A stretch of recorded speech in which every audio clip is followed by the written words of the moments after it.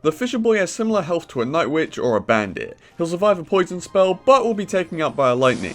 Interestingly, he'll die to a fireball and a log, but not to a poison and a zap. This also means that he'll survive a P.E.K.K.A. shot, which are all key interactions in this card's role. His base damage is 190, dead on the health of minions, but he doesn't hit air, so that fact is sort of wasted. The best thing that he can one-shot are normal stab goblins, and of course anything below. He'll need 2 shots for the likes of princesses and dark goblins, but literally any damage before this will allow him to one-shot them. His hit speed is a very average 1.5 seconds. It's just as fast as a Night Witch, which feels very mid-ground. I wouldn't say that he attacks fast or slow, to be honest. However, it does make swarms an effective counter to him. Even using just guards or gob gang will prevent him from taking 800 health from your tower. Even just 1 elixir skeletons can fully stop him, providing you make him walk up to the group. That's a +3 trade for the skeletons, which shows the weakness of him. His DPS comes to 126, between that of a flying machine and a royal ghost. He's not going to be taking out golems by himself with this sort of DPS, but it's enough for him to be used to defend most basic 1v1 interactions.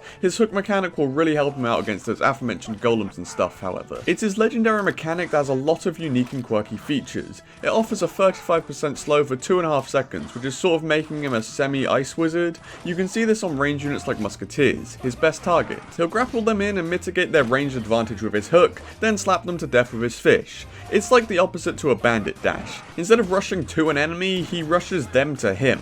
However, saying that, he will actually rush towards buildings. It feels weird for this to happen, but I guess it makes logical sense. It actually makes him a decent counter to buildings, because he attacks from range but with melee damage, which is pretty neat, although you probably want him to stay on your side. Using the Crown Tower DPS makes him a ton more effective. When you pull a melee unit, you want to make sure that both towers are also engaged in this fight. This allows your Fisherman a higher chance of living and counter pushing. Remember to always place him pretty low down. He's a pull mechanic like Tornado, not a kite mechanic like Ice Golem, and such you should use placements more similar to those of Tornado. He can perform this cool thing called a lane switch. Placing him far into the other lane will enable you to force tanks to roam into the other lane. This only works if the tank was spawned in the center side of your opponent's crown towers though. Against chargers, he'll actually reset these. Princes, bandits, mega knights, and the likes will only do their base damage after being hooked by the Fisherman. However, if you zap the Fisherman before he can hook, it'll actually reset his wind up, so it's pretty counterable there. His sight range is pretty interesting. He'll often walk towards units before hooking them, and that's simply because he has a huge sight range, and this comes in handy for King Tower activations.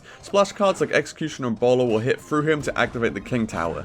Building targeters are even easier. Place him down in the other lane when they're by your tower, and boom, you've essentially tornadoed them into your King Tower. With the King then up, his tornado effect can fully counter things like Hog Riders. Moving on to offense, he's surprisingly useful. He can pull enemy defending units back onto your side away from your attack. This forces your opponent to have to spend again, and will be extremely disruptive if you're ahead on Elixir. I think the hook makes it both a good defender and snowball attacker. He'll pair well with high damage melee units like P.E.K.K.A., pulling units into her attack range. Because he also snowballs well, I think bridge spam would be appropriate. Use him to defend and then attack with bridge spam cards. He may pull some defending units onto your side away from your bridge spam, or may pull himself onto the tower, adding to your bridge spam. Either way, he's pretty effective. Personally, I dislike this card's concept. It's like a troop tornado, and that's probably the only thing that could be worse than Tornado itself. I think he might be somewhat underpowered, but that's good because his mechanic is just total AIDS. Hopefully he isn't buffed in the future, and hopefully he's never really meta, but we'll have to see about that one. Anyway boys, I hope you enjoyed this video on the Fisherman. Thank you all for watching,